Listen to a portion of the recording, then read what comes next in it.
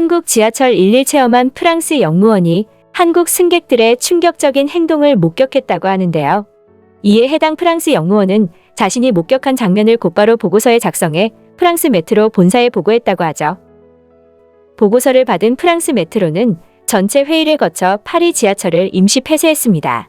관광 명소도 아니고 일상적으로 이용하는 교통수단에 불과한 지하철에서 무슨 특별한 일이 있었길래 프랑스 영무원까지 한국에 오고 프랑스 지하철까지 임시 폐쇄하게 된 것일까요? 함께 알아보겠습니다. 저렴하면서도 편리의 서민의 발이라고 불리는 지하철은 가장 대중적인 교통수단이면서도 현대 과학기술이 종합된 표본이기도 합니다.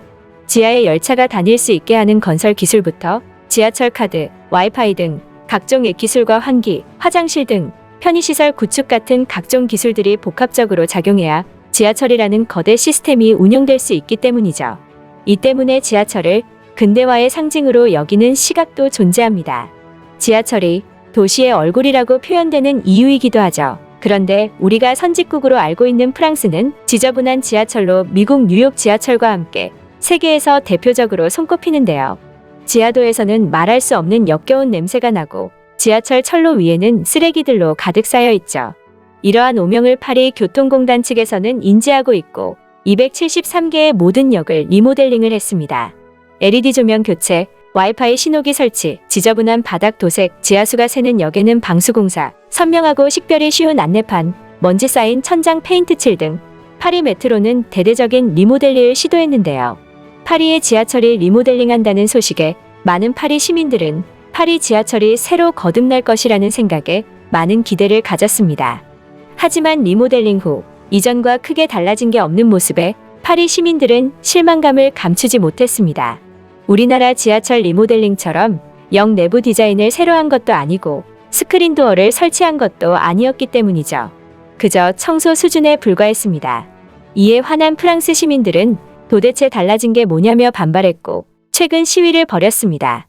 고민이 깊어진 파리 메트로는 세계 각국의 지하철을 서치하던 중 한국에서 찍힌 한 장의 사진을 보곤 프랑스 메트로 직원 라파엘을 출장을 보내 일일 체험하도록 했습니다.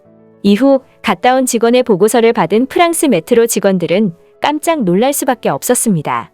보고서를 보면 한국 지하철의 저렴한 요금, 티머니 충전, 매 역마다 있는 에스컬레이터, 엘리베이터, 직관적인 표지판, 시민들의 안전을 책임지는 스크린도어, 소음이 낮은 지하철, 서울 시민 950만 명이 이용하지만 깨끗함 등 한국 지하철의 이점을 빼곡하게 적혀 있었습니다. 특히나 보고서에서 일일 체험을 온 라파엘이 가장 놀랐고 중요하게 체크한 부분은 지하철 화장실입니다. 프랑스의 지하철과 확연히 다른 점을 콕 집었는데요. 프랑스 지하철에는 화장실이 없고 있어도 관리가 전혀 안 되고 있는데 한국은 모든 역마다 남녀 화장실이 있고 심지어 장애인 화장실까지 있습니다. 또 화장실을 방치하는 것이 아닌 모두 다 관리가 되고 있다는 점인데요. 화장실엔 모두 휴지가 세팅되어 있고 세면대에는 손 세정제가 구비되어 있습니다. 사실 사람의 화장실 신호는 언제 어디서 올지 모르는데요. 한국의 경우 지하철 역마다 화장실이 설치되어 있어 다음 역에 내려 화장실에 갈 수 있지만 프랑스의 경우 화장실이 없는 경우가 허다해 노상방뇨가 끊이지 않고 청소를 해도 소용이 없다는 것이죠. 대중교통에서 화장실 관리는 정말 꼭 필요한 부분으로 위생을 넘어 치안 문제에도 영향을 미칩니다. 관리되지 않는 화장실의 경우 사람들의 발길이 끊어지게 되고 결국 각종 범죄의 온상이 되기 때문입니다. 서울 지하철의 경우 안심비상벨이 화장실에 설치되어 있어 위급시 직원의 도움을 받을 수 있죠. 한국의 지하철을 본 프랑스 메트로 직원들은 한국의 지하철 시스템을 따라잡기 위해 지하철을 잠시 멈춰서라도 조금씩 리모델링을 하고 있습니다. 파리 메트로 직원의 한국 방문 후 리모델링이 시작되자 시민들도 환영했습니다. 고등학교 교사 자크 위베르 씨는 관광객들이 불결한 지하철에 놀라는 걸 볼 때마다 파리 시민으로서 부끄러웠다면서 이번만큼은 한국 지하철을 본받아 파리 지하철이 변화하길 희망한다고 말했는데요. 이처럼 한국인은 대중교통에 정말 진심인데요. 편리함과 너무나도 깔끔한 환경을 제공하고 있습니다. 누가 뭐래도 서울 지하철 시스템은 세계 제일이죠. 하지만 서울 지하철을 더욱 아름답게 만드는 것은 매 역마다 있는 화장실, 장애인 화장실, 안심 비상벨 등 시스템인 것 같습니다. 비록 누군가에겐 별거 아닌 것 같이 보여도 품격은 이런 사소한 것들이 결정짓게 되겠죠. 물론 아직 한국도 나아가야 할 길은 멉니다.